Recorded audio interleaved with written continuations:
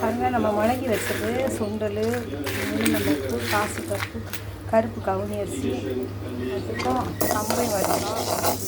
இது ஒரு 13 வகையானதுங்க. சம்பா கோதுமை, முழு பாசிப்பயிறு, காணப்பயிறு எல்லாத்தையும் முளைக்க வச்சதுக்கப்புறம் நல்லா வறுக்கணும். பாருங்கள், காணப்பயிறு நல்லா முளைச்சிருக்கு.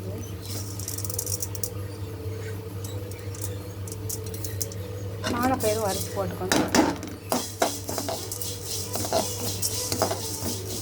இது எல்லாமே நம்ம 200 எடுத்துருக்கோங்க.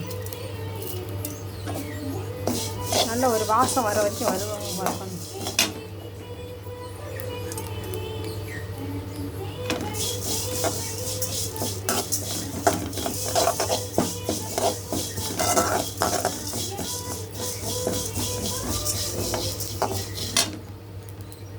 கம்பு நல்லா வறுத்துட்டாங்க.